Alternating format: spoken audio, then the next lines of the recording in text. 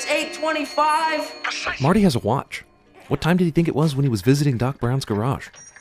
He clearly can't blame his lateness on the silly clock experiment. Notice how there isn't a 37 seconds of logos sin, even though there are 37 seconds of logos? I just thought I'd point that out, considering the small but annoying tangent of people that come here to say that Jeremy removes sins for short logos because they've done it once or twice as a response to criticism. You know, like how racist people start talking about their black friends in an attempt at deflection.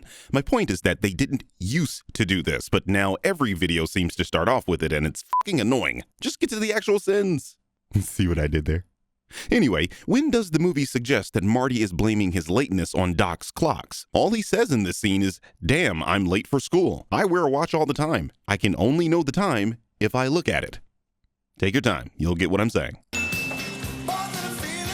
Mountain Dew Hat clearly already knows that Marty is on the back of the Jeep, but reacts to it again like he's noticing him for the first time further down the road. What is actually occurring here is a man reacting to a kid using his car to skateboard. He looks at him multiple times because, well, what would you do if someone did this? Look at them once and then forget about it? If he brakes too hard, he could literally kill him. Also, Mountain Dew Hat.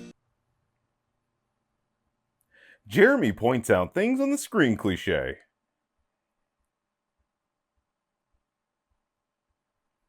What? What?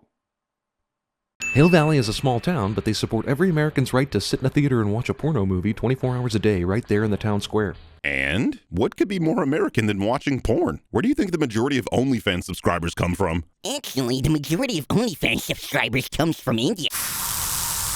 Also, orgy American style. Hey man, when it's an orgy, I don't think anyone's instilled with a sense of nationalism. See, if CinemaSins was cool, they'd point out that Orgy American Style was an actual pornographic film where one of the actors of that film was in Back to the Future.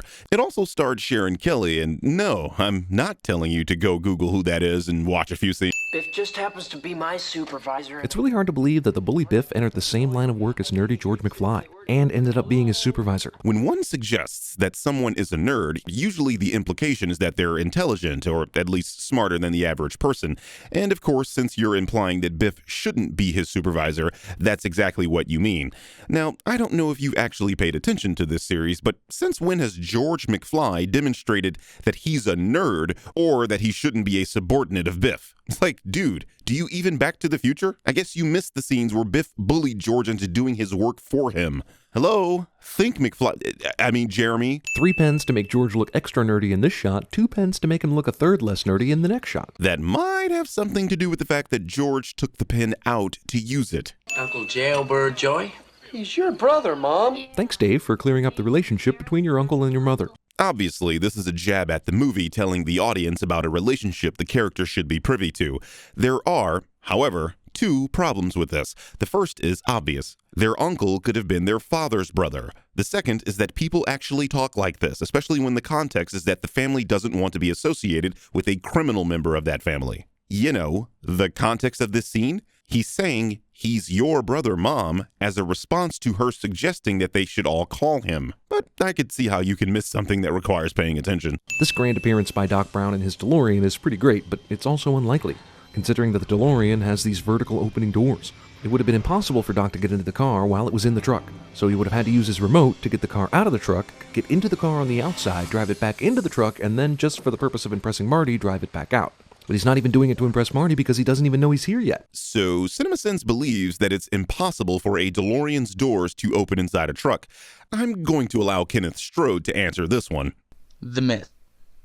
You need a lot of room between a DeLorean and another car to open the DeLorean's doors. Well, we're about to find out. Oh, don't open that door. It might hit the car next to it. Oh, it's not hitting. How come? It's the DeLorean, that's why. Right. So everyone that thinks that you can't open a DeLorean door... There's still more than 3-inch clearance there. What about next to a wall? Oh, I'm too close to this wall. I might not even be able to get out. Wow, that's what I call tight. That is. Go ahead, open the door.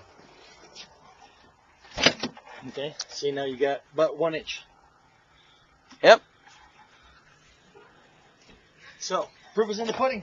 Why are these flames on the road that are clearly touching Doc and Marty not burning them? Because it's a poorly done special effect in a movie from the mid-'80s? I mean, in-universe, those flames aren't touching them, so is this a Doylist or Watsonian sin?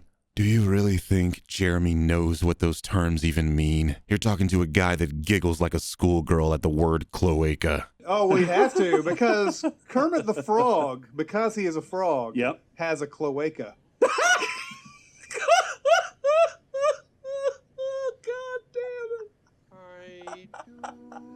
Say that again. He has a what? A what? I want to hear it again. Kermit the Frog, by definition, as a frog, has a cloaca. Cloaca. Einstein could see the Libyan National Bus at a great distance, and they didn't even have their headlights on. That's probably because Einstein is a dog, and a dog's hearing is something like 2 times better than ours. I mean, did you seriously suggest that a dog needs to see headlights in order to know a van is coming? What the hell do you think dogs do in the daytime? Just not react to vehicles? They found me. I don't know how, but they found me. Yeah, I'm with you, Doc. Maybe they could have tracked you down to Hill Valley, but how did they figure out to go to Twin Pines Mall at 1:30 in the morning to come find you? I don't understand why you think this is a valid question. Clearly, within the confines of the film, the Libyans acquired intel on Doc and figured he'd be here. How they did this simply isn't important to the story the movie is trying to tell, or else they'd have told you. There are plenty of ways they could have found him. Doc made a phone call to his own house telling Marty the location and time. It's entirely possible they were spying on him and figured it out then. But even still, did not having this information make this a bad movie? Oh. Also, he drove through the open door of the barn, meaning his car should be facing away from the Peabodys when they come to investigate. And even if he came from another direction, there appears to be no openings behind the car. That's called perspective, Jeremy. In this shot, you cannot see directly behind the car. In any case, the DeLorean entered this bar from the rear, and the Peabodys opened the door to the side of the barn. This is why when Marty escapes, he blasts through another set of doors. The side doors. Inky black of night to early morning sunrise in a matter of seconds, and then it's a totally sunny day in absolutely no time. It's amazing that a grown man doesn't understand the passage of time. He honestly believes that this movie is in real time, like 24.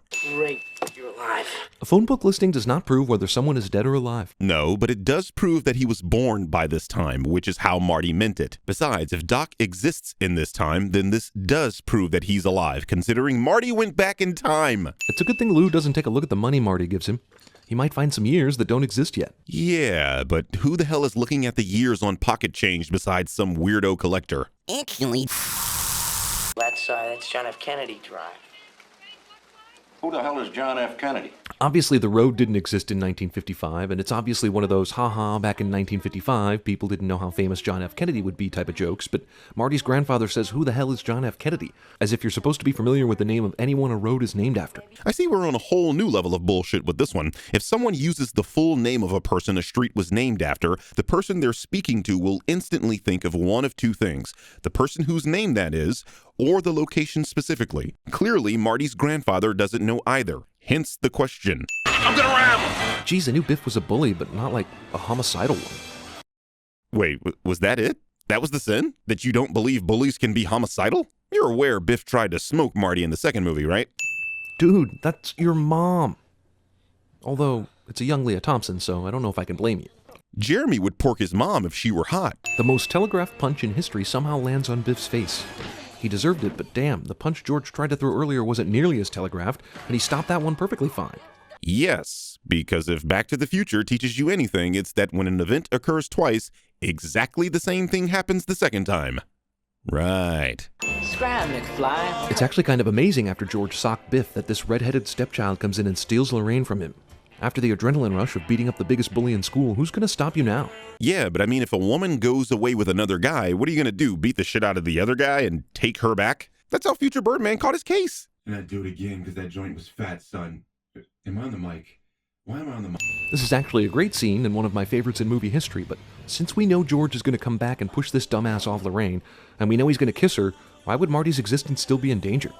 Does George have to kiss Lorraine at the exact moment he did in the first timeline? George makes the decision on his own, so this would have happened no matter what. No, because this movie is explicitly telling you that the kiss is what was needed for the future to happen. Damn, dude, do you honestly know nothing about women? Seriously, a kiss will tell them all they need to know about you. Let's do another one! Suddenly Marvin is excited about doing another number with Marty even though he screwed up most of Earth Angel. Considering Marty finished the song strong and the fact that Marvin doesn't have a guitarist, do I even need to finish this sentence? Marty. Such a nice name. But you decided to name your first son Dave anyway. Yeah, she probably thought Dave was slightly nicer. Whatever, big whoops. Look at the time! You got less than 4 minutes! But don't worry, that's just movie time. I know what you guys are thinking. Where the was the sin here? I don't have any answers. I just wanted to point out that I knew what you were thinking. I got all the time I want. I got a time machine. I can just go back early and warn him. Okay, 10 minutes ought to do it. You're giving yourself 10 minutes to tell Doc he's gonna get shot? Why not an hour? Or a day? As long as you don't run into yourself, you should be fine. You're asking a stressed out character why they made a snap decision while under duress. If you think about it, it's fairly realistic. He knows Doc is going to get shot by the Libyans, so thinking on his feet, he thought of going to a little bit before that moment in order to save his friend. Remember, throughout this entire sequence, Doc has been refusing to listen to Marty's warning about the future, so there's no guarantee future Doc would listen to him either, even if he went back a day. Car suddenly goes dead when you most need it cliché. I mean, it was a DeLorean. I know people like these cars because of this movie, but DeLoreans were awful cars that broke down near constantly. There is a reason DMC went out of business in only 7 years, is what I'm saying. Geez, how many things does this car have to crash into before it shows any damage whatsoever? You're aware DeLoreans are made out of steel, right? I'm not saying they're indestructible, but crashing into particle board ain't gonna do shit. Brett. Is that former Mayor Red Thomas on the park bench? He looked kind of old back in 1955, and 30 years have passed since then. Shouldn't he be, like, really old?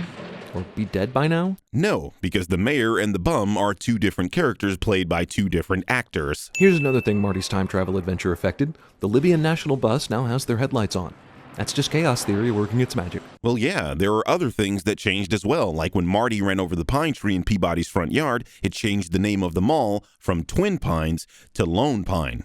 Welcome to the butterfly effect. Okay, so he took the precaution of wearing a bulletproof vest, which probably shouldn't have worked against an AK-47 at that range anyway, but he didn't change anything else. The location or time where he would be shot, or stealing plutonium from the Libyan nationals in the first place. You'd think that in 30 years he might have come up with another power source for his DeLorean anyway. But it's kinda smart to keep things as they were up until this moment. If the Libyans think that he's dead, they'll obviously leave him alone and he'll get the DeLorean scot-free. Which brings us to this point in the movie. The whole living room is different from what Marty remembers, which probably means a lot of things Marty remembers never happened, and his whole life would be different. Yet his other self is still apparently the same guy, with the same experiences, who still hangs out with Doc Brown and finds himself in a time machine going back to 1955. It's arguable the whole world would be different, since he interacted with a lot of people and not just his parents. It's also arguable you have to keep time travel simple, or else you lose your entire audience and you don't become the biggest hit of 1985. Still a sin. We never said we were happy about that. Doc already explains this in the second movie. Once someone goes back in time and changes something, they never actually change the future of the timeline they were originally from. They instead create a branching timeline. Marty, let's call him Marty 1, is currently in timeline 2, a timeline he created by going back to 1955. Once the events of the second film take place, Doc 2 and Marty 1 will create another timeline, this time timeline 3. This means that Marty 1 retains all his memories from his original timeline, timeline 1. Marty 2 has gone back in time at this point, and that Marty is the one with the memories of this timeline. Yeah, what are you wearing, Dave? Marty, I always wear a suit to the office. And you still live with your parents? I know you're Generation X, Jeremy, but that was real boomer of you. I mean, you just shit on Koreans and Mexicans. Well, Mom, we talked about this, but how can I go to the lake? The car's wrecked. Nobody asks Marty why he thought the car was wrecked when it clearly wasn't. What the fuck? Jeremy is literally saying nobody is questioning Marty about the car over footage of them clearly questioning Marty about the car. How do you keep getting away with this? Now, Beth, don't con me. Let this be a lesson, kids. When you punch a bully, that bully becomes a total pussy later. CinemaSins treats the truth as a sin. Both you and Jennifer turn out fine. And your girlfriend turns into Elizabeth Shue, and your dad is completely unrecognizable. Hey, did you know? Recasting characters is a sin. Why? Because you, that's why. Kids, Marty. Something has got to be done about your kids. You don't have to go back to 2015 to fix things, right? Can't you just tell them in 1985 so they'll remember later? Or give them an envelope they can't open until 2015? Dude, did you even watch Back to the Future 2? The plan was to have this Marty pose as Marty 2's son, who looks exactly like young Marty. Doing that bullshit you just said would do nothing because the point was to impersonate Marty Jr. Damn, I knew you were bad at watching movies, but you'd be CinemaSins at time travel.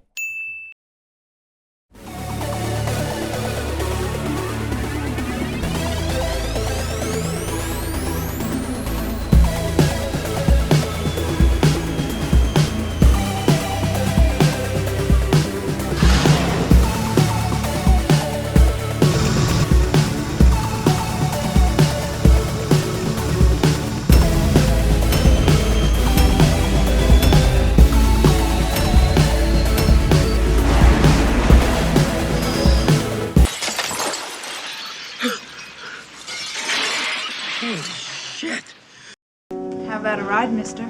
Sure, but who the f are you? This counts as a double sin, considering you already pointed out the actress changed in the previous video. You batting the sin count, bro? I think you're batting the sin count.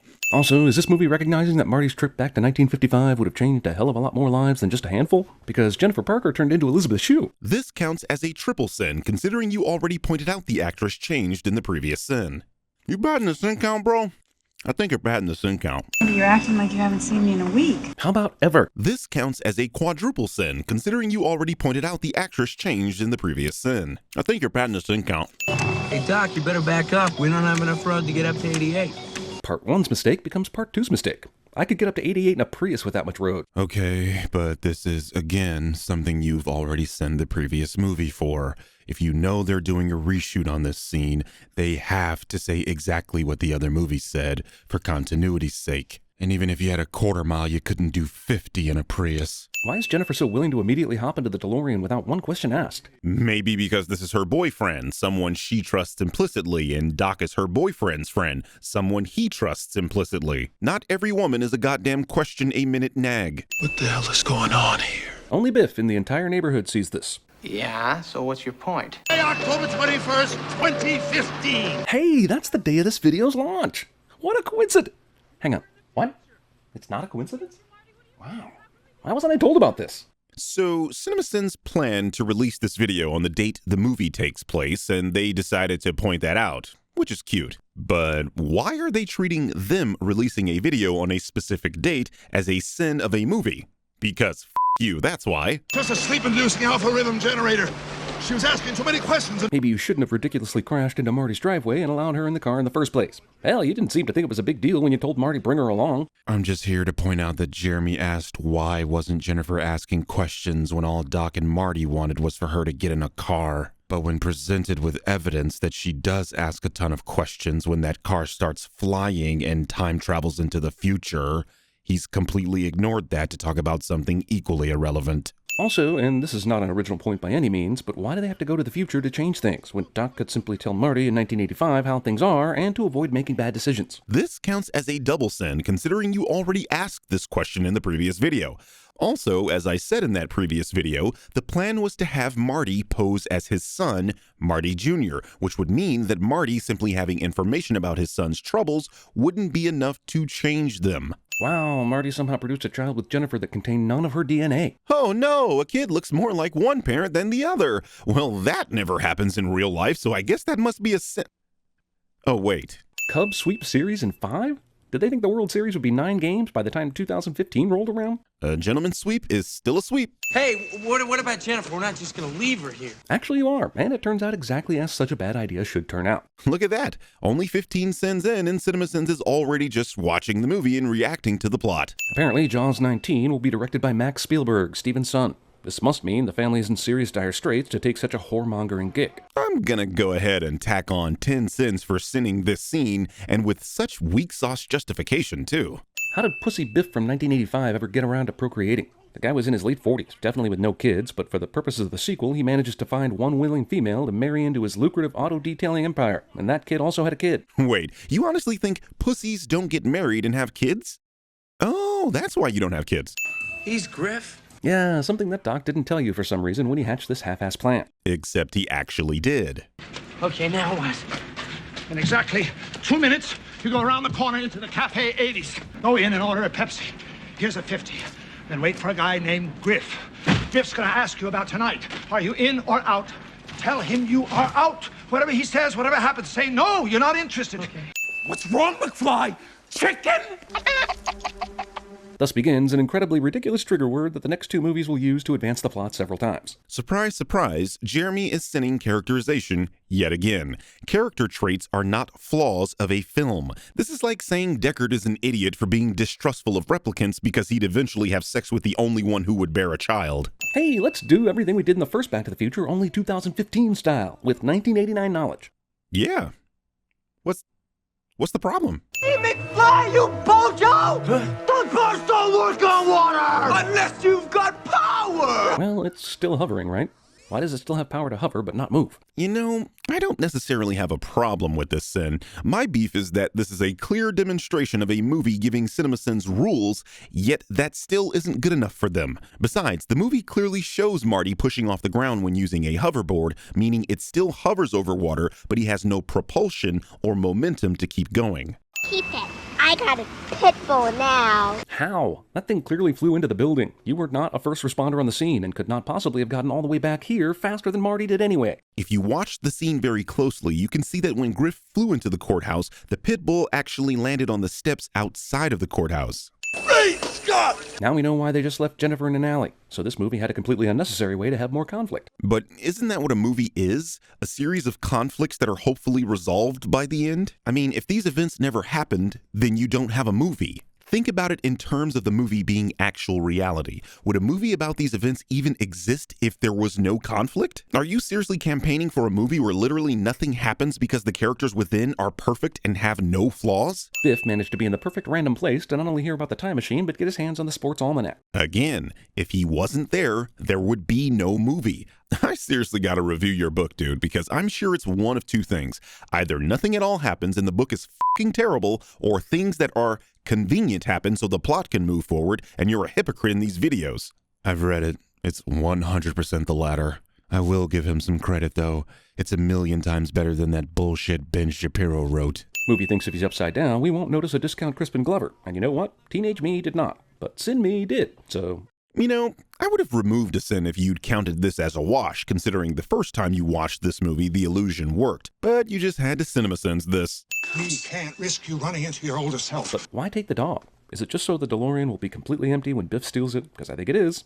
Yes, he tells him to go find Jennifer, but since when is that dog a bloodhound? I've already had to explain dog anatomy in the previous video, so I guess I can do it again. Sure, bloodhounds are probably the best dog for the job, but literally any dog can track humans by scent. Bloodhounds are just really good at picking up scents that are faint and almost gone, which wouldn't be the case because Jennifer is totally here right now. Okay, I want channels 18, 24, 63, 109, 87, and the Weather Channel. Why does he refer to all the other channels by their numbers, but ask specifically for the Weather Channel? No one cares, Jeremy. What would have been really funny is if you'd have pointed out that channel 63 is advertising inflatable tits at 5% off. Dude, are you sure you're not blind? I'm pretty sure that says 50% off. It doesn't matter. It's tits at wholesale prices. A fire sale on milk bags. In the future, metal will not conduct heat, so you can touch it with your bare hands. Well, considering this machine is an instant hydrator, the pizza doesn't have enough time for the metal to conduct heat. Read my fax! They still use faxes? Okay, you made this video in 2015, but even in the apocalyptic future of 2021, we still use faxes. Biff comes back after giving younger Biff the sports almanac, but nothing in this future has changed at all. It should be the nightmarish Biff future right now. No, because as explained in this movie, when someone goes to the past and changes something, they do not change their original timeline, but instead create a brand new timeline. However, they can still be affected by those changes, if it affects their existence, which is why Marty was fading in the previous movie. In a deleted scene, right after Biff comes back with the DeLorean, he fades away and dies, which is consistent with the logic presented in the first film. As we can see in this scene that was also cut from the film, Biff is literally erased from existence in the year 2015. This is why in the theatrical cut, Biff appears to be laboring and in pain when he returns from 1955. I remember bars being on these windows. Really? How often do you go to your own girlfriend's house then? Bars on windows is something that should be black and white, not fuzzy and vague. How much do you want to bet there is someone watching this video that hasn't realized they have bars on their own windows until right now? Because I'm willing to wager there are at least 3. Despite a massive worldwide change due to Biff's gambling success way back in 1958, Michael Jackson still somehow made Thriller and Off the Wall exactly as he did in the normal timeline. That's because even in an alternate timeline, Michael Jackson is still hot shit. Beyonce could never.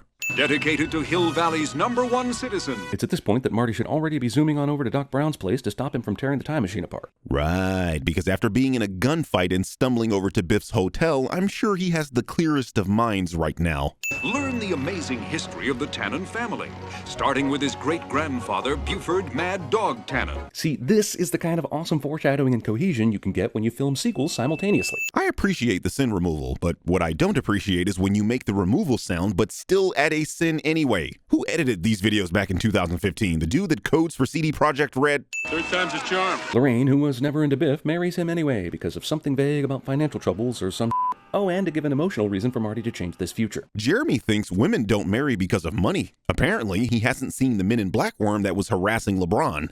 When I learned about your father, I figured you'd come here. So you found out Marty's dad died at the exact same time Marty found out? That's amazing timing. Considering both of these guys just came back from the future, there's nothing amazing about this. Besides, where does the movie say they found out at the exact same time? Marty was here way before Doc was, so it's obvious they found out at different times, but ended up at the same place. Remember, Doc traveled here by car, and Marty got here on foot. And gave the book to himself at some point in the past. Yeah, but why was he allowed to return to the original timeline while these two got sucked into the alt version? That's not how this works. If you watched this scene a little longer, Doc explains it for you. It demonstrates precisely how time travel can be misused and why the time machine must be destroyed. Right, so we go back to the future and we stop Biff from stealing the time machine. We can't, because if we travel into the future, from this point in time, it will be the future of this reality. As I explained about old Biff dying in the deleted scene, the alternate timelines change gradually. This is why Marty and deleted scene Biff began fading away. There needs to be some catalyst that marks the change, and when that happens, everything changes. Crazy old codger with a cane shows up. He says he's my distant relative.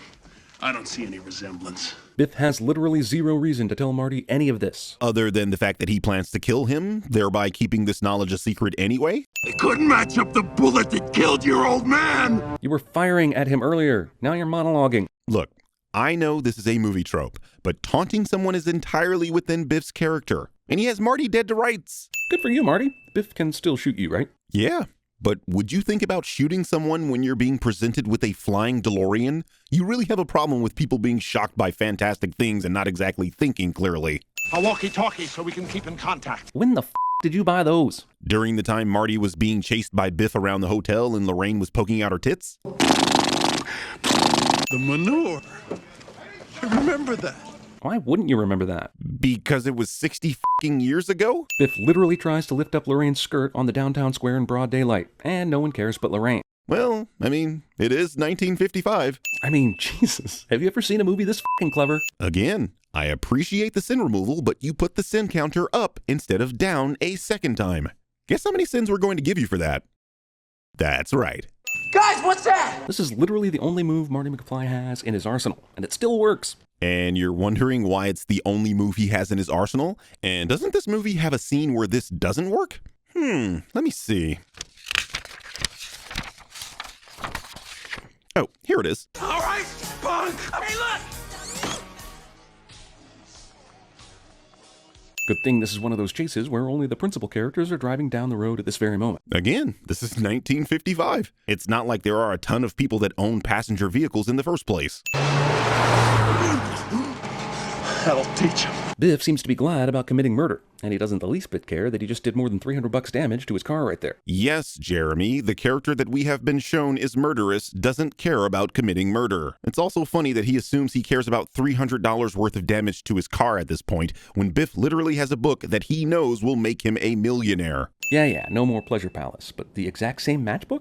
Wouldn't it be cooler if the whole matchbook just disappeared? Same question Future Birdman asked me about CinemaSins when he came back from the future. Same here. Why would he have been honored on that same day? Wouldn't it be cooler if it just told us someone else got murdered? Same question I asked PB about the election when I unfortunately stumbled into this dystopian timeline. Where I'm from, Hillary won. Don't get me wrong, it's shit too, but we never had idiots try to take over the goddamn Capitol building.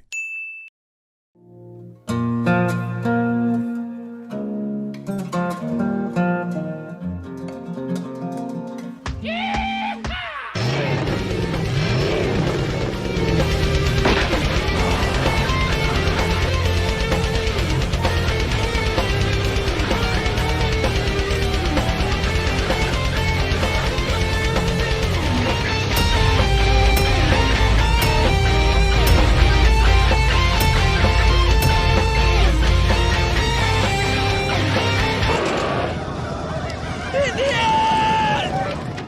38 seconds of Universal jacking off to itself. Exactly my point in the Back to the Future 1 video. That video had 37 seconds of logos and they didn't make a peep about it. Oh, but add one more second. Then everyone loses their minds. Back to the Future 3 knew that you'd spend over an hour in the box office line only to discover that Firebirds was sold out. And in case that happened, the movie waste time show. Yep.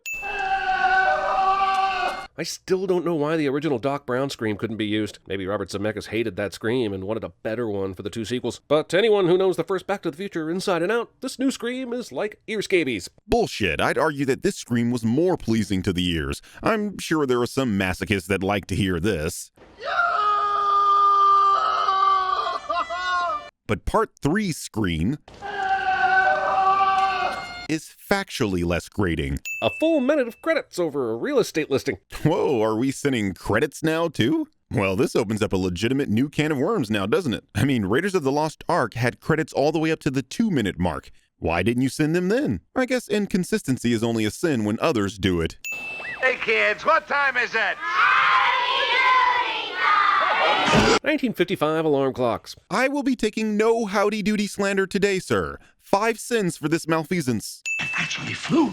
Yeah, we had a hover conversion done in the early 21st century. Wow, look who's taking partial credit for the DeLorean's ability to fly. What's this wee anyway, Marty? Listen, I know that you are hard of hearing, so I will not make fun of you for that. But what I will do is chide you for being hard of hearing and not using subtitles because Marty clearly says you had a hover conversion done. Unfortunately, the car will never fly again. It actually flew.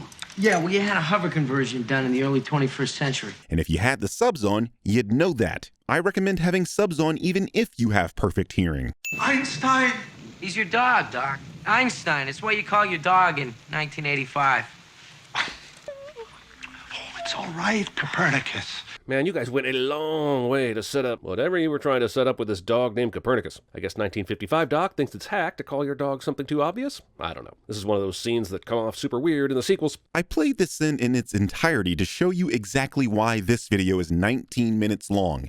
This is the difference between 2020 CinemaSins and 2014 CinemaSins when they made a Back to the Future video in only 8 minutes. They were no less stupid, but at least they got in and out like a double-double, if you know what I'm saying. Under this circuit fail, it says made in Japan. That's racist. That's 1955. No wonder this circuit fail, it says made in Japan. What do you mean, Doc? All the best stuff is made in Japan. Unbelievable. What's wrong? What's wrong, Copernicus? Come on.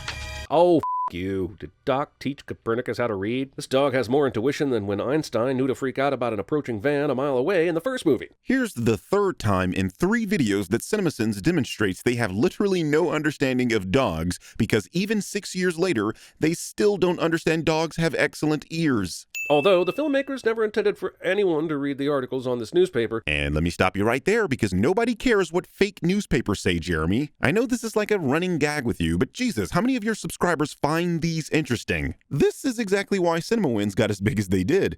Pointing out interesting things a movie did is a much more engaging concept than only showing what they got wrong. You absolutely removed sin, so you already had the infrastructure in place. You were just too stupid to corner the market. Silly rabbit. Buford Tannen was a notorious gunman. Look, Thomas F. Wilson is great and has provided the first two movies in this franchise with a fun antagonist. But the idea that a Tannen from 1885 would also be involved in the lives of Doc and Marty is ridiculous. I think everyone would have been fine with the movie having a new villain this go-around. We've been perfectly fine without Crispin Glover. Hold on. The only reason Biff's ancestor gets involved with Doc and Marty is precisely because they go to the past and meddle with time. Besides, you just advocated for one of the most interesting actor-villain combos to not be a thing.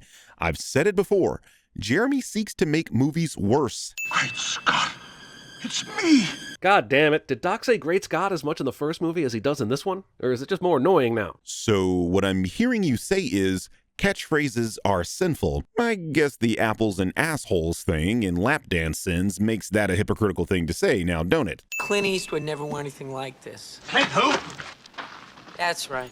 You haven't heard of him yet. The movie is a dick to Revenge of the Creature. If the critic reviews of the time were any indication, well, I'll just let Joe Budden describe it for you. Hear me and hear me good, nigga. I'm here to double down. That shit is a two-pack of ass.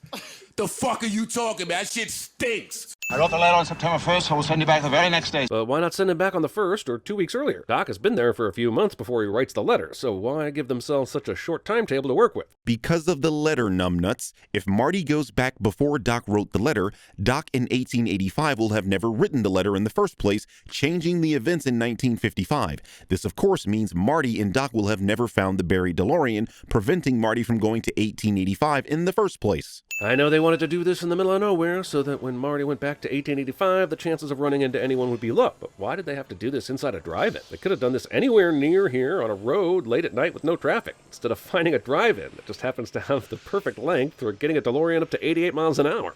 What the kind of complaint is this? They chose a drive-in because it was just as good as any of the other places that you mentioned. It worked, didn't it? Shit, man, this is like asking why did someone pick Charmander instead of Bulbasaur. It's because they fucking wanted to. This arrow was in no way lodged in the DeLorean before Marty backed it up into the cave, and not one of the Indians shot an arrow at the car when Marty was driving away from them. Calling Native Americans Indians. Indians are in India, Christopher. Also, they did shoot an arrow into the car because there is an arrow sticking out of the car, proving they did. Just because a movie doesn't explicitly show you something happening doesn't mean it didn't happen. Using your logic, Marty shouldn't exist because we never see Lorraine giving birth to him. See how dumb that sounds? Mom, is that you? God damn it. This! Why do we have to keep churning out the same familiar moments? Says the guy with hundreds of videos beginning with complaints about studio logos. Okay, so is it just the slightest bit disconcerting that Maggie McFly looks so much like Lorraine Baines? I know they have to figure out a way to put Leah Thompson in this movie, but maybe not in such a way that the McFly-Baines family tree doesn't fork at all? This is a legitimate CinemaSin. It makes no sense that this woman looks exactly like Lorraine, especially considering her husband looks like Marty instead of George. Clint Eastwood?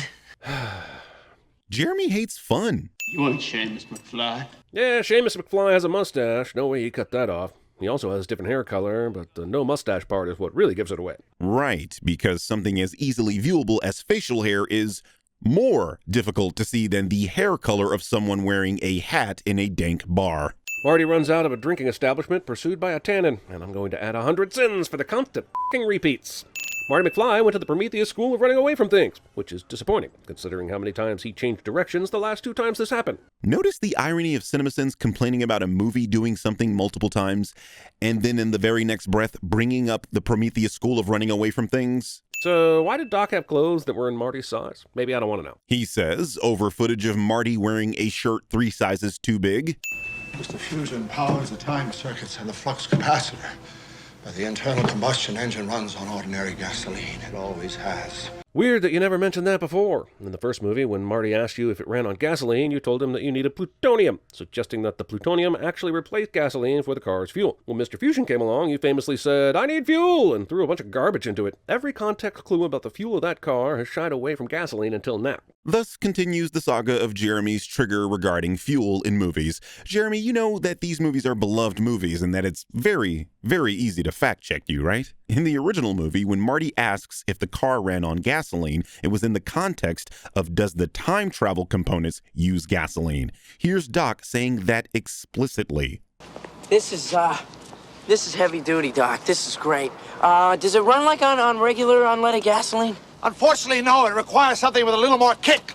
Plutonium! Are you telling me that this sucker is nuclear? No. This sucker's electrical.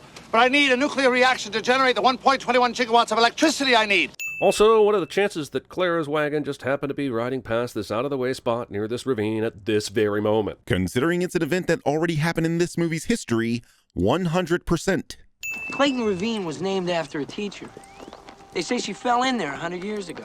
Yeah, but why was the ravine renamed after her? Clara's a brand new school teacher with absolutely no history with the people in Hill Valley. Seems weird they discover her body and think, let's call this something else in her honor. This stranger did so much for us.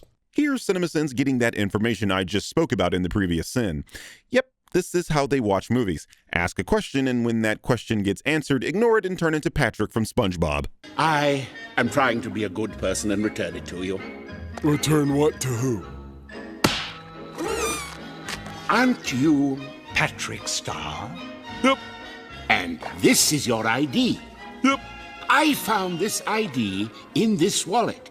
And if that's the case, this must be your wallet. That makes sense to me. Then take it. It's not my wallet. According to my calculations, we'll reach 88 miles per hour just before we hit the edge of the ravine. But it looks like there's a little bit more straight track behind the DeLorean, so why not back it up a bit so you're not cutting it so close? Straight track, eh? Straight. That's what he said. Straight. Where'd you learn to shoot like that? 7-Eleven. Glad to see the 90s movies following the 80s movie tradition of if you're good at something in video games, then you could do it in real life. Gran Turismo says, hello. Maintain discipline at all times. Remember that word, discipline. I wonder how excited the marshal would be to learn that all his teachings led to a future line of public school principals. Would probably be about as interesting as This Is a Sin. Not very much. What's wrong, dude? You yellow? I don't have anything to say about Marty's trigger words, chicken and yellow, only to say that I hate that they made this part of Marty's character. Cool. Now that we know your personal preferences, would you mind explaining why This Is a Sin of Buttif 3? Sure, and I hope you're considering the future, Mr. Eastwood. Have I made a comment about these awful Scottish accents yet? Wait, they're supposed to be Irish? That's even worse. How do you lack this much self-awareness? Leah's Irish accent is much better than your English one, which, I will remind the audience, sounds like this. I've seen many strange things already. Bloody wolves chasing me through some blue inferno. What? What do you mean that wasn't footage of Jeremy? It sounded just like him. You sure? All right. Well, that wasn't the footage I was supposed to use, but I assure you that is what Jeremy sounds like when trying to be British. Great Scott. I know, this is heavy. What happens to us in the future? Do we become assholes or something? CinemaSins, send those lines. Come on. Jeremy.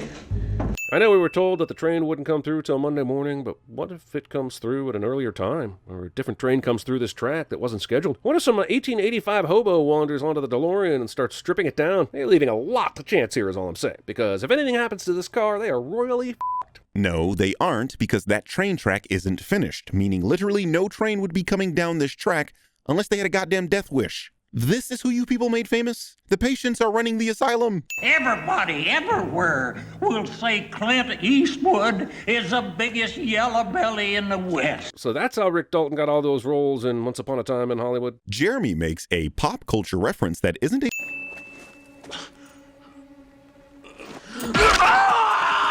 It's a good thing Buford didn't shoot Marty in the face, because what would Marty have done then? I guess die, but seriously, this plan was pretty shitty. We've done this song and dance before, Jer. Shooting someone center mass is proper shooting technique. The human torso doesn't move as much as the head, so going for the head in a showdown could get you killed. How the f*** did she know they'd be anywhere near here? Did she just ride around hoping to find them and luck out? Couldn't have anything to do with the fact that Doc told her he was from the future and that she saw their track model explaining the plan to return to the future now, could it?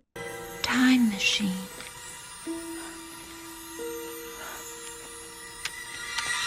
We just passed 45, Doc, go for it! Why does Marty continue to talk into the walkie-talkie even though Doc is not holding his where he can hear it? Also, we will find out in a minute that Doc still does have the walkie-talkie, but where the f*** is he keeping it? Well, you answered the first part of your question with the second, and I suppose you think pockets didn't exist in 1885, don't you, Slick? Look, you can tell me the train is this close to the car, but you can't tell me that Marty got the DeLorean's awkward wing door open in time to get out before the train hits it. Okay, I won't tell you that it happened. Don't need to, because the movie showed it did.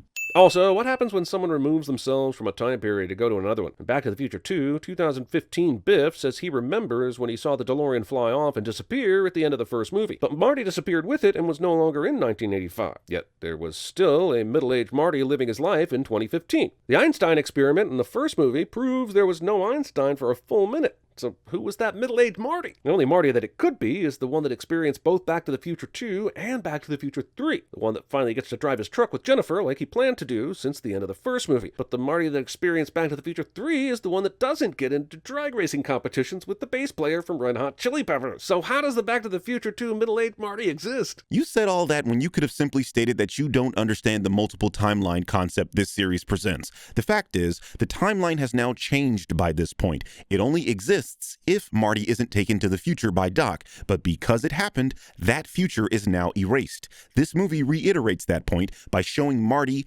not participating in the drag race and the facts disappearing. Also, Doc figured out how to make a time travel machine out of a train, which may be the most dangerous goddamn vehicle to time travel in. Not a lot of mobility on a train if you re-enter someplace where another train is headed your way, but Mr. Glass will be pleased when the inevitable crash happens. Jeremy is presenting this information as if the time-traveling train is a conventional train that uses tracks in order to travel. The problem with this is that the movie literally shows the goddamn train flying. Flying!